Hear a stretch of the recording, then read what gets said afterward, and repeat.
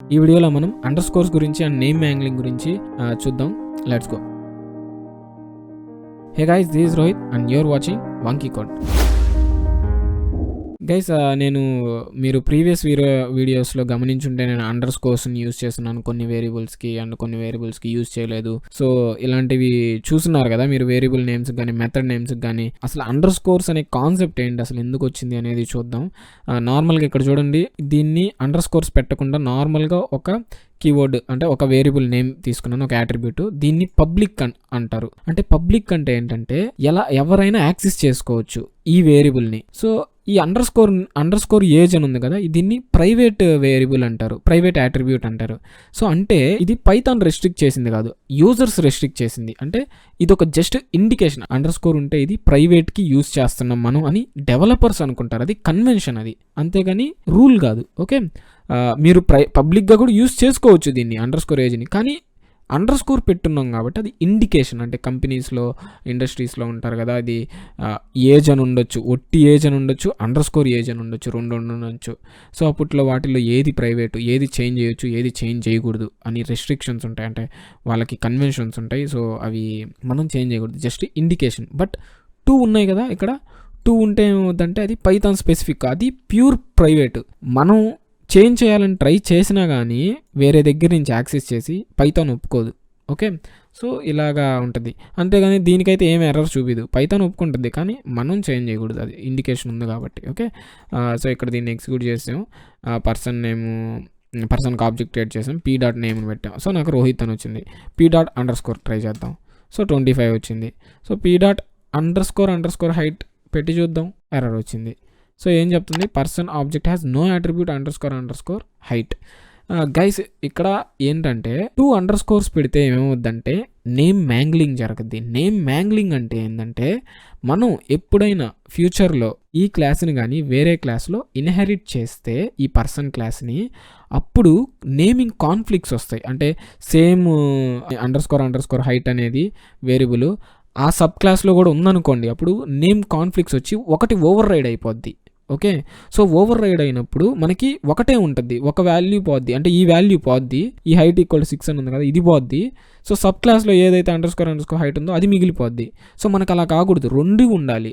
So అలాంటప్పుడు ఏం చేయాలంటే ఈ నేమ్ __ పెట్టాలి. అంటే మనకి ఏదైనా వేరియబుల్స్ ఓవర్ రైడ్ అవ్వకూడదు ఎప్పుడైనా ఇన్హెరిట్ చేసినప్పుడు. అంటే వాటికి __ పెట్టేస్తే నేమ్ మ్యాంగ్లింగ్ జరిగి 2 ఉంటాయి. అది ఎలాగ ఉంటాయి చూద్దాం. సో ఇప్పుడు DIRని పెట్టి చూద్దాం. DIR అంటే ఆ పర్టికులర్ క్లాస్ యొక్క డైరెక్టరీ మొత్తం వస్తుంది.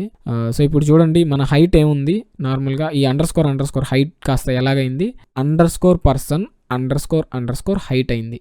సో ఇలా చేంజ్ అయిపోయింది. క్లాస్ నేమ్ పెట్టేసి _class name __ height ఇలా చేంజ్ అయింది. ఇప్పుడు నార్మల్గా మనకి నేము ఏజ్ ఉన్నాయి కదా, అవి చూద్దాం.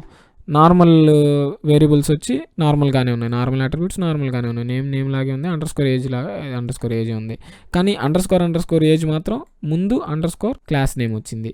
సో ఇలా చేంజ్ అయిపోతాయి. ఇన్ కేసు కానీ నేను సబ్ క్లాస్లో కానీ ఉందనుకోండి __ height అనేది, సబ్ క్లాస్కి మనం వేరే నేమ్ ఇచ్చుంటాం కదా, అప్పుడు __ సబ్ క్లాస్లో ఉన్న __ height కాస్త ఆ సబ్ క్లాస్ నేమ్ __ అలా వచ్చేస్తుంది, ఈ ముందు _ ఉంటుంది. ఓకే, సో అలా చేంజ్ అవుతుంది. సో దీన్ని యాక్సెస్ చేయాలంటే మనం p.__ సేమ్ ఇక్కడ ఏదైతే ఉందో దాన్ని పెట్టితేనే మనకి దీన్ని యాక్సెస్ చేయగలం. ఓకే, సో ఇక్కడ చూడండి యాక్సెస్ చేసాం కదా, 6 వచ్చింది. సో ఇప్పుడు దీన్ని ఎగ్జిక్యూట్ చేస్తుందాం. దీన్ని ఇక్కడ సెటప్ చేస్తున్నాను. ఓకే, సో వాల్యూస్ అసైన్ చేస్తున్నాను, వాల్యూస్ అసైన్ చేశాను.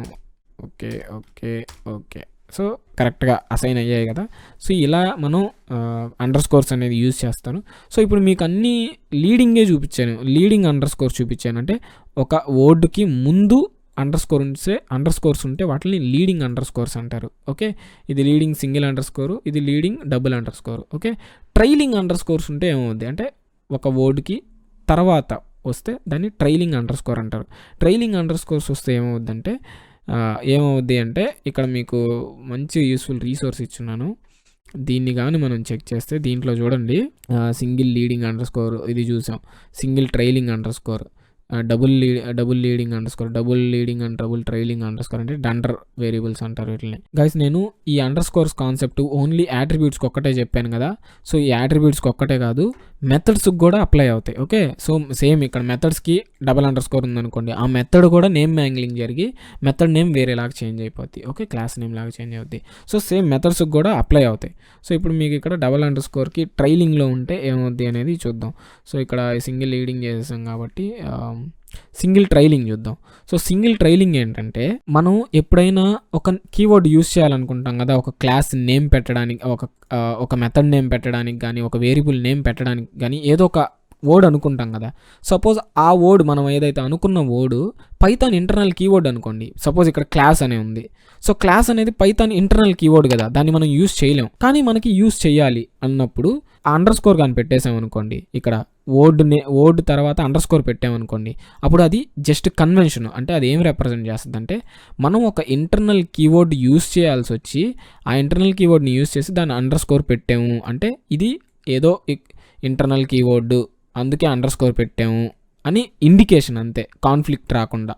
సో క్లాసుకి ఇంటర్నల్ కీవర్డ్ ఇది మాత్రం, ఇదంతా కలిపి చదివితే, క్లాస్ _ కలిపి చదివితే అది ఇంటర్నల్ కీవర్డ్ కాదు కదా. సో ఇలాగా మనం ట్రైలింగ్ సింగిల్ _ యూస్ చేయొచ్చు. అండ్ డబుల్ డండర్ వేరియబుల్స్ కానీ, డండర్ మెథడ్స్ కానీ, అంటే ముందు 2 _ ట్రైలింగ్లో 2 _ ఉన్న మెథడ్స్ కానీ, వేరియబుల్స్ కానీ ఎవరు యూస్ చేస్తారంటే, పైథాన్ స్పెసిఫిక్, పైథాన్లో ఏదన్నా internal method, internal variable, internal attribute create చేయడానికి మాత్రం యూస్ చేస్తారు. ఇవి మన డెవలపర్స్, అంటే మనం యూస్ చేయకూడదు వీటిని, మనం వీటికి దూరంగా ఉండడమే బెటర్. ఎందుకంటే మనం కానీ క్రియేట్ చేసామనుకోండి, క్రియేట్ చేస్తే ఫ్యూచర్లో ఎప్పుడైనా ఏదన్నా అప్డేట్లో పైథాన్ వాళ్ళు అలాంటి నేమ్తోనే ఒక మెథడ్ కానీ, ఒక వేరియబుల్ కానీ క్రియేట్ చేస్తే మన అప్లికేషన్ మొత్తం టర్మినేట్ అయిపోద్ది. టర్మినేట్ అంటే మన అప్లికేషన్లో ఎర్రర్స్ వచ్చేస్తాయి. సో దాన్ని మళ్ళీ చేంజ్ చేయాలి.